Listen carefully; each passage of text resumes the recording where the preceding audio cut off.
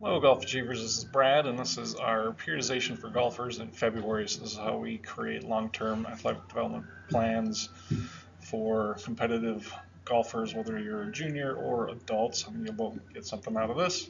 So let's dive in.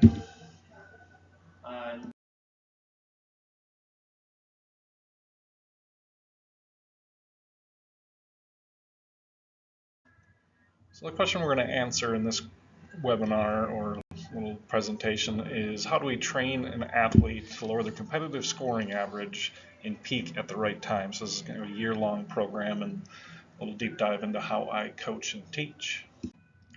So this is what a periodization chart looks like for golfers in February. If you are a competitive junior between the ages of 14 to 18, this is typically what we see the best golfers doing in each segment of the year. So again, this is the season prep portion of the year, not quite preseason or tournament season, so we got a little time to make some changes and build some speed, strength, all that kind of stuff. So jump into this here as we go along. So how do you train an athlete to lower their competitive scoring average and peak at the right time? That is one of my main points for this program. So this is one of my favorite slides from one of the PGA seminars that I've attended. And this is understanding your development. Everybody thinks that your plan is just going to get better, right? But the universe's plans are up and down. You're going to hit some rocks. You're going to have to overcome some obstacles, and then you get a little better. And you got to cross a bridge, and then you hit that next scoring mindset or scoring goal, and you got to get better. And then you drop for a while. Buddy beats you.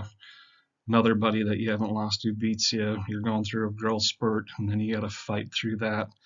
So there's just all these peaks and valleys in the development process in order to get to your goals. So this is that bottom universe's plan for you is way more realistic in fighting through those storms in your development process. Here's what you'll need to get the most out of this training session. Parents, please watch this with your athlete. You'll both need something to write with a blank piece of paper, and we're going to plan some of your work this month as you go through each month. This is obviously January in Minnesota, and there's usually snow on the ground. This is kind of an odd year, but this should take about 30 to 45 minutes. So let's get started. So what is periodization, and why do people use it? These will be the four areas that I'm going to cover here today. So why periodization, where is it used, best practices, and applications. So who are you planning for? Do you have a junior, you have a teen, or are you even a competitive adult that may find some benefit to using this program as well? Or are you a college player? So here's a good look at periodization. It's the technical aspect of training that may be the blending of full swing, short game, and putting.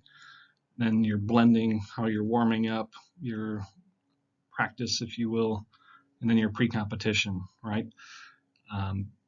What are you doing before the round of golf? How are you getting your body and your mind ready to play your best golf? So this is a good example of what periodization really looks like in golf performance. President Dwight D. Eisenhower once said that plans are worthless, but planning is everything. And that's where the infinite wisdom of Mike Tyson, who said, you can game plan all you want. Let's see what happens when I punch you in the face. So since golf is a non-contact sport, I'd rather be prepared and strategize than let things just happen. This is one of my training programs I've gone through is Work the System, and Josh Fonger was known for saying there's time enough, but none to spare. This is one of the key findings in our training programs. So the more you can plan your work before you actually go to the course or dome or range, or when you head south, the better off you're going to be and the more efficient you'll be with your time.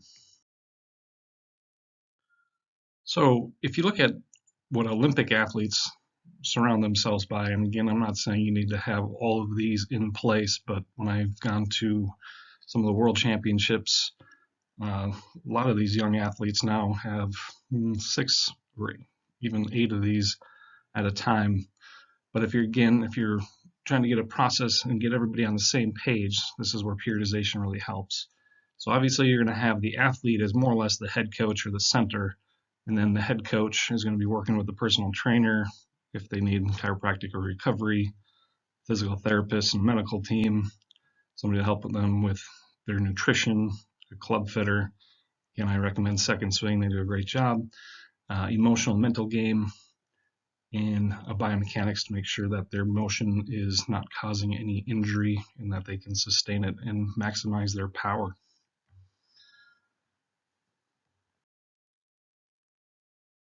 So here's a breakdown of what periodization is. It's training tasks contained within a weekly, quarterly, and annual plan.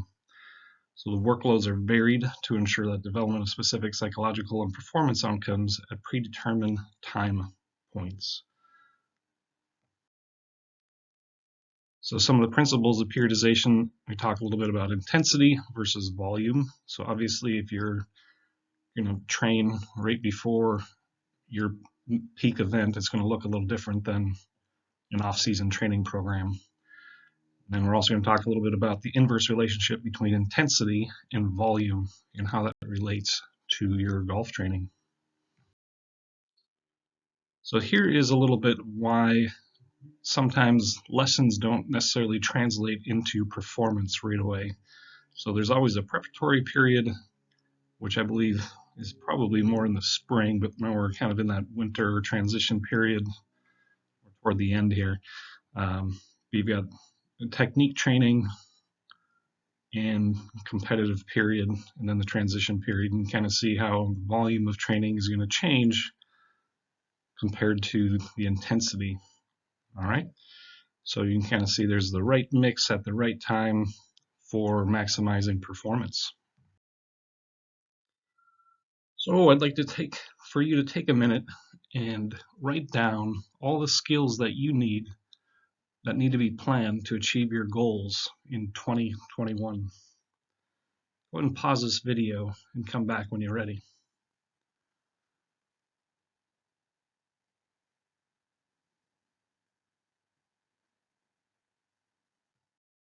One of the things that I like to do with my players is to break up the skills that need to be planned into 4 areas. And that's your natural movement patterns, your golf swing blueprint for just your putting, wedges, approach shots, and tee shots. Also throw equipment and club fitting in there as well. So I think your equipment should complement your motion and not complicate it. And then scoring mindset, or some of the rules and strategy, pre-shot routine, post-shot routine, and emergency planning. On-course strategy, which would be, again, tee shots, approach shots, wedge shots, and putting, and then rules and strategy. So it would be a good time to talk about rules and etiquette as well during that period. And purposeful practice, that may be fitness, might be injury prevention, or again, some of the tactical skills. So if you'd like to download this form and take a look at the whole year planning, you can do so at the link provided here at the end of this video. Again, we're talking specifically about this postseason in October. I do plan on doing one of these videos a month throughout the next year.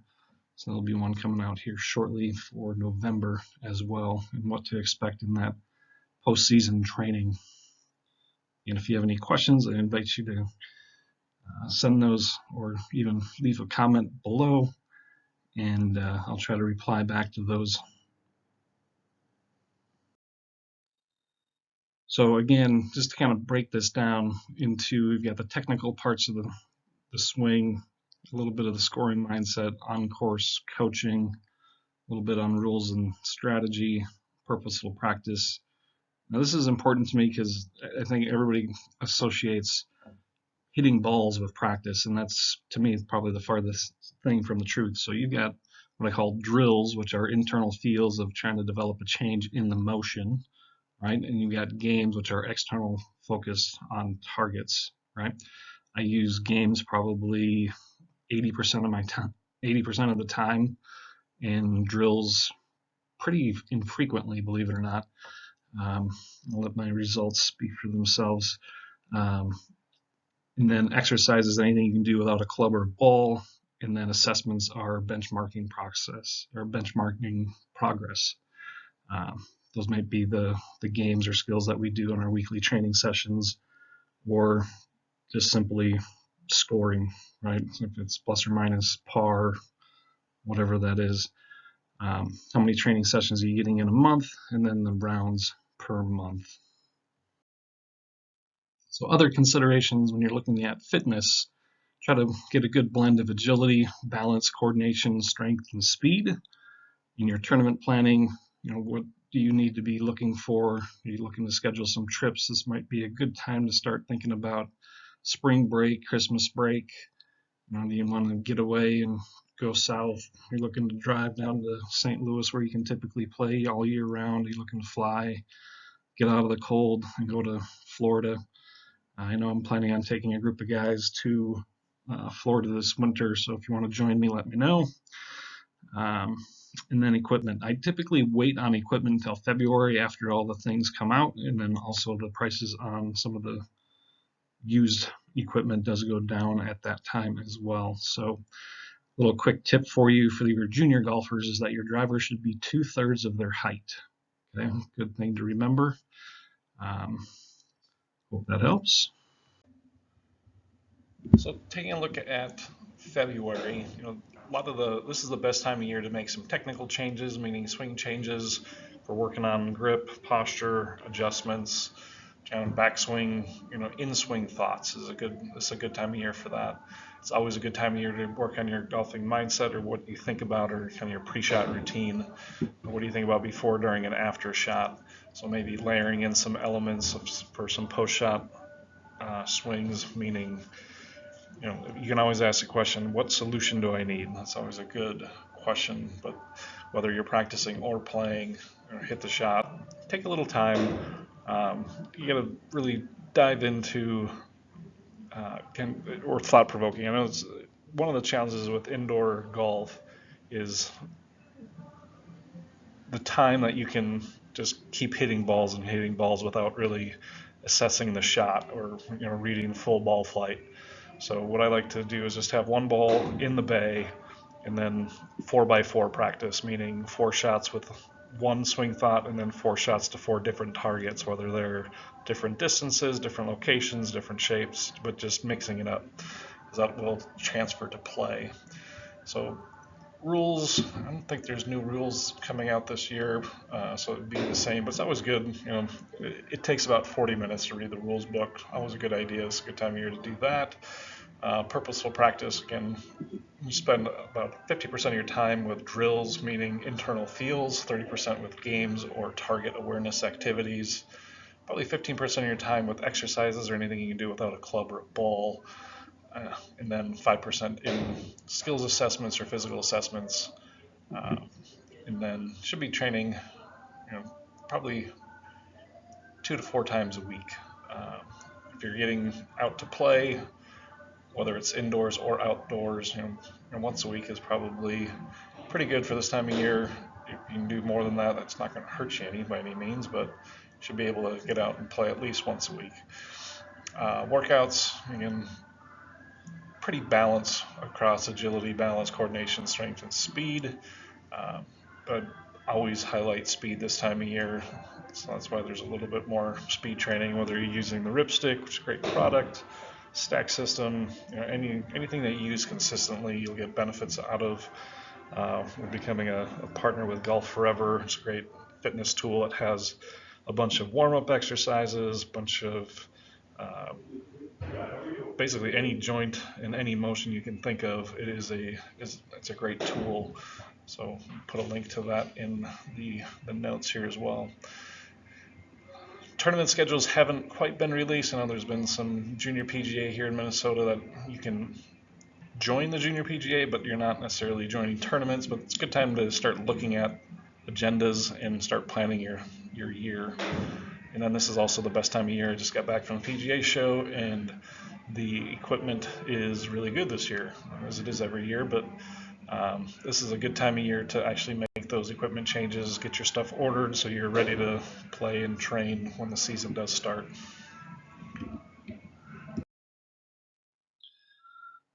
So again, these are some of the things that we work on. You can download this form on the site as well. But here's, you can kind of read through these here and figure out what works for you, or here's some of the key definitions of some of the things that we incorporate into our training programs.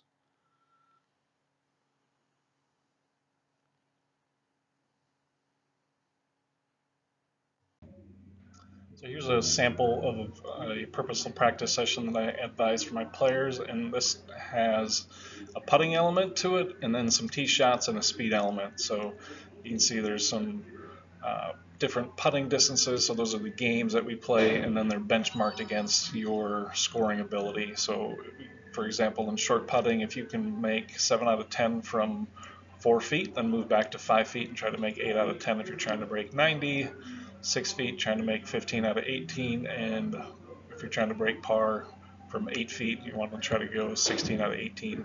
Again, these are a little bit higher than average because most people are rolling it off of even floor, not necessarily a putting green. If you're going outside, these numbers would change a little bit, but again, this is pretty close to what you want to train. So we want to make training challenging to make playing easy. So, but you can download these forms at bradflutesgolf.com under the resources tab. So here is a sample college prep program. So I've been fortunate to coach, I believe, 88 college golfers over the last decade, and this is something that we recommend, don't necessarily require, but this is kind of a typical, or what it would look like if you came and trained with us here at the Golf Achievement Academy. So Monday kind of breaks it down. You got your fitness, your skills assessments that lead into your technical training. So you kind of see the framework that we work from. Some days are light on fitness, some days are heavy, some days that we play. So this time of year, this is kind of a typical one. We probably only play once a week, focus a little bit more on the fitness and technical aspects, whereas in other parts of the year, we do the opposite. This is one of the sample scorecards for our playing focus. So this is a great one to use when you're playing, either simulating play or outside if you're able to get south and play a little bit. But you're going to preset your intentions before each shot. So what is your pre-swing focus? That may be, I'm going to take a deep breath and visualize the target shape and trajectory, whatever it is. Your in-swing focus, I like thinking about jelly beans, and if you want to chat about that, we can come on in and schedule a lesson. We'll be happy to chat. Putting focus, I'm going to try to roll the ball 1 inch or over a spot 1 inch in front of the ball. Something simple, but you're going to do this kind of every time that you play. So you're going to preset your intentions instead of your mind wandering and roaming around seeking. You're going to try to use one thought, one cue, one key for each segment. So again, you'll see wedge focus might mean keeping your chest moving. So these are kind of examples from students and lessons that I've had here recently. Approach shots, simply turn your tummy to the target. To me, your best swing thoughts are going to be something moving to the target, whether it's the back of your hand, your trail hip, your chest, your nose, whatever it is, but trying to find something that moves to a target. And then tee shots, turn your nose back. So in this case, if your sight line is looking behind the ball, your path's going to go a little bit inside out. So if you're struggling with a path that's going too far left, again, easy to see with TrackMan or any other device, but your nose is more than likely too far forward of the ball. So just turn your nose back and then sweep the tee. It's pretty easy swing thought. So after you set your intentions, you're going to keep track of the number of shots or how many tee shots you hit, how many approach shots, what shots and putts. This will help you identify where you're taking your strokes and also help you develop a plan for what you need to improve. So here's a sample train to play. This is kind of our young 8 to 12-year-olds and talk a little bit about short and long-term goal setting, whether that's a month to 3 months. Really try to reiterate the focus on the athlete and the parents as the stakeholders, because we know that you guys are working together, and we want to bring you guys together and have those conversations around what's the player want, what does the parents want, just so they can hear and be on the same page as far as their performance and expectations. Some of the things that we'll typically focus on, again, this is kind of a sample one, but like putting for distance control, we may have a player hit 5 putts from 20, 40, 60 feet inside at Twin Cities Orthopedic in Eden Prairie. They hit 5 putts. They measure the distance from the shortest to longest at each of those. And that gives us a benchmark that week after week we're trying to tighten those up.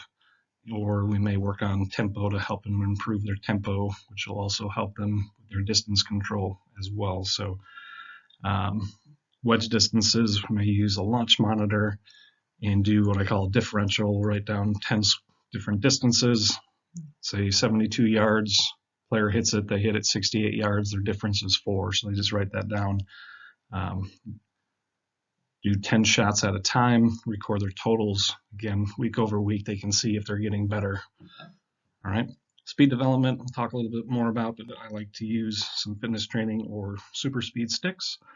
And then full swing, might just simply focus on balance and then eliminating getting frustrated on the golf course, because that was something that possibly my son was challenged with toward the end of his season here. So this is a good time also in October to meet with parents and talk about what do they see went well this season, what needs some work. Again, that quarterly planning. So as we move into the off season, obviously, where do we need to focus? Good time to review some of those key performance indicators like putts per round, shots inside of 100 yards, shots outside of 100 yards. How did they do on their following their routine? They play in the number of events that they committed to in order to peak at the right time. And then one of the assignments I think I had one of my players do was write out their pre-round routine and then watch some videos of some tour pros. So I'll also give you access in the training in the blog here as well. So for our Train to Win program, so that's our 12 to 18-year-olds, some of the key measurables that we're looking for are, could they lower their competitive scoring average by 5%? So if they're going from 80, could they get down to 76 in the year? I think that's a reasonable drop, right? Could they increase their speed by 5 to 10 miles an hour? Could they lower their total putts per round by 2 or 3 or whatever that happens to be? So hopefully these will give you some ideas as to some purposeful conversations with your kids as you're watching this. Did you keep track of your stats for, say, 3 out of 4 of your rounds? I think would be really good. Eventually it does become a habit. After you do it 4 or 5 times, it becomes a habit and you'll want to keep stats. But if at first, if we can get you to 3 out of 4, I'm pretty happy with that. And then can we increase your up and down percentage from 40% to 55% or whatever it happens to be, right? So give you some ideas.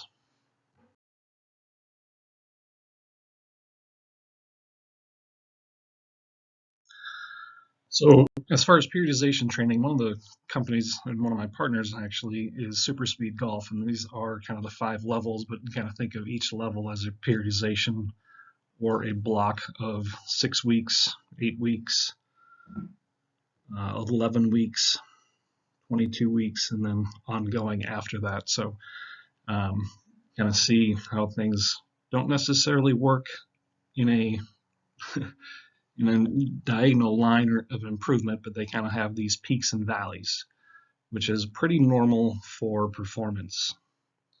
Okay. I love super speed. I've had some of my players, I've been using this for I think 6 years now. I've had one of my players use it every year for 5 consecutive years and picked up 10 miles an hour every year since he was in 8th grade. So by the time he went from 75 miles an hour in 8th grade to 125 miles an hour as a senior in high school. So that was really impressive. So firm believer in super speed, and there will be a link in the blog post that accompanies this as well.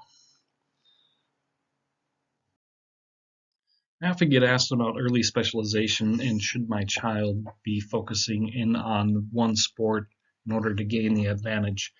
And I think the answer in science shows no. You want your athletes to be playing multiple sports, especially in those developmental years between 5 and 14. Okay? So they should be playing at least one or two team sports, one or two individual sports, if not 3, 4, and 5 different sports. And that's great. Get them exposed to as many sports to see what they like. Between that 14 and 16-year-old category, they'll typically be good at least 2, and uh, maybe three different sports, as they should continue to play in multiple sports. And then at the age of 16 to 18, that's when they probably want to specialize, and that's usually that junior, senior year. And if that's the case, I do actually recommend, don't require, again, I like athletes being athletes, and you can develop some repetitive motion injuries if you're playing the same sport all the time. So it's okay at this time of year to take a little rest and put the clubs away for 4 to 6 weeks. But if you're trying to get a college scholarship, I'm not sure if that is the best option, and you want to keep training to develop your skills. Lastly, here's some of the resources that I found useful and beneficial.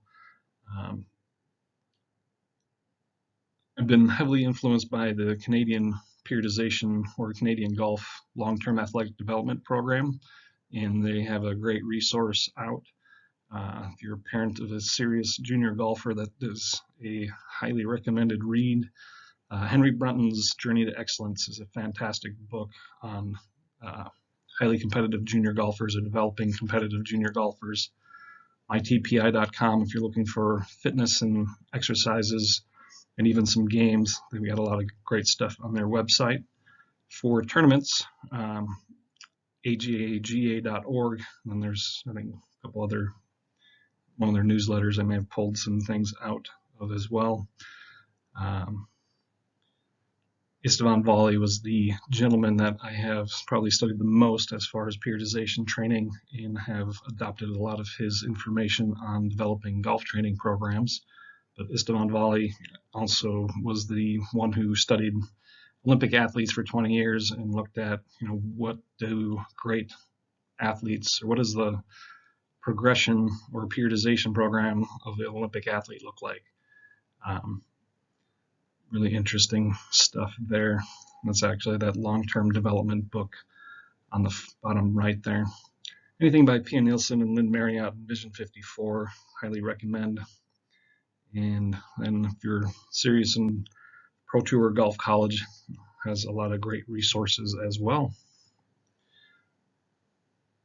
If you'd like to schedule a no obligation strategy call, please feel free to reach out to me at 952-401-4653. Happy to chat and find a plan that works for you. So in February, we have some junior PGA golf schools that you can register for through Google PGA Junior Golf Schools, and select Minnesota will be up there. I think we've got classes that run from 2 o'clock to 4 o'clock on Saturday afternoons, and then there'll be some spring break camps that we're offering in March as well. We are offering a Minnesota Junior PGA 5-week league. You can register through the Minnesota Junior PGA. Obviously, we do some private lessons, and then if you have a small group or you've got some buddies that are looking to train, whether they're teammates or buddies around your club, we will offer some different programming and some small group coaching for you as well. Thanks again for watching. If you have any questions, feel free to reach out at 952-401-4653. I do teach at Dick's House of Sport in Minnetonka on the east side of Ridgedale. I'd love to connect.